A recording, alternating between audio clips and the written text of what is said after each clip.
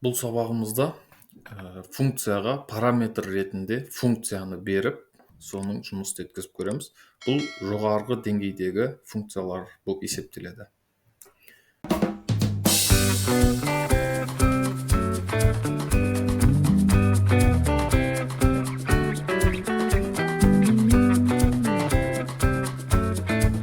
Мысалға, def бір қарапайым бір мысал жасайық, кәдімгі калькулятордың.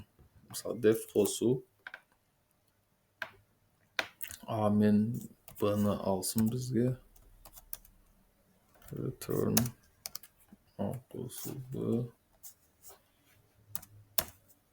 Def алу A өтір B. Return A минус B. Def көбейту A мен B-ны алсын, ішіне return A көбейту B деп қайтарсын. Def бөлу A мен B-ны алсын, return A бөлу B-ны қайтарып берсін. Осы қарапайым бір төрт функциямыз болсын. Осы бір төрт функцияны бір функцияның ішіне параметр қылып жібереміз. Ол үшін не істейміз? Мысалға, def оператор дейік. Оператор деген функция болсын. Ол іште, сырттан бізде f1-ді алады, f2-ні алады, f3-ті алады, және f4-ті алады, және бір оператордың, мысалы, көбейту, бөлу амалды алады. Оны амал деп жазып қойсақ, іштен алсын. Енді бұл жерде бір шарт қоямыз. Егер f амал тең болатын болса, қосуға print f1 бізде қосу амалы болсын. 2 мен 3-ті жіберейік. Енді ары қарай уже elifтерді қосамыз біз. Бұл қарапайым бір мысал болады сіздерге. Ең оңай. Elif амал тең болса, бізде бірінші қосу, одан кейін алуға тең болса, print f2 жақшаның ішіне 15 өтір 5 дейік. Elifтерді көбейте берсек болады. Мысалы, elifтерді көбейте алайын.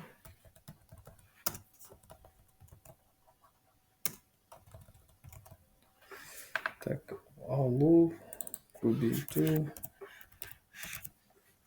және бөлу.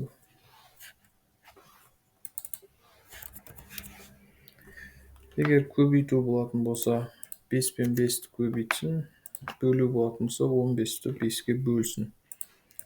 Одан кейін, егер басқа бірдеңе кіретін болса, print пен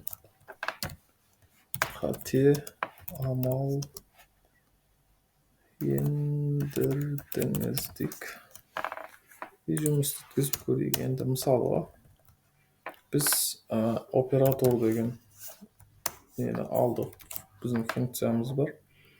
Операторға жоғарыдағы функцияларды жіберуіміз керек, орындатқызу үшін. Енді олар қосу, алу, көбейту, бөлу. Қосу, алу, көбейту, және бөлу. Бұлардың барлығы жоғарыда көрсеткен біздің функцияларымыз, білесіздер. Енді бөлуден кейін біз бір амалды жіберуіміз керек. Ол, мысалға, қосу деген амал болсын. Осыны біз көбейтейік. Барлық амалдарға орындатқызып көрейік. Қосу, алу, көбейту, және бөлу деген амалдарды орындатқызайық. Тағы біреуін жіберейік. Мысалы, қосу деп 2 рет жазып кетсін. Сақтаймыз. Ctrl-Shift тырнақша. Python adv нежный функ деп жазыппын. Ипай. Так, 1 минут. Жоғарыдағы сақталмаған сияқты ма? F3 қайталанып кеткен екен. F4. Енді сақтаймыз. Орындатсақ, Enter'ды басамыз. Мына 5, 2 мен 3-ті қосып берді. Мына жердегі 2 мен 3-ті қосып берді. 5 деген нәтиже шықты. Қосуда, алуда 15-тен 5 тауып тастады, 10 шықты. Көбейтуде, мына жердің барлығы F2 болып кеткен екен ғой да. 1 минут. Аны жабайын. F1, F2, мына жерде F3, мына жерде F4 болады. Сақтаймыз, Ctrl-Shift тырнақша, қайтадан орындатқызамыз. КВС орындатқызақ. 5 шықты, 2 мен 3-ті қосты. 15-тен 5 тауып тастады, 10 болды.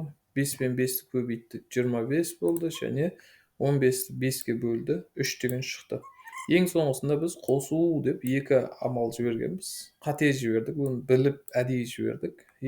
Қате амал ендірдіңіз деп бізге шығып беріп тұр. Бұл сабағымыз енді оңай, қарапайым бір сабақ болады. Өйткені біз мына функцияларды басқа бір функцияға параметр ретінде жіберіп отырмыз. Яғни 4 функцияны бір функцияның ішіне параметр етіп жіберіп, одан шыққан нәтижені біз бір функцияны қолдану арқылы нәтижесін алдық. Енді келесі сабағымызда осы бағдарламалау тіліне қатысты декоратор деген нәрсе бар. Функциядағы декоратор туралы келесі сабағымызда өтетін боламыз. Келесі сабақта кездескенше сау саламатта болыңыздар.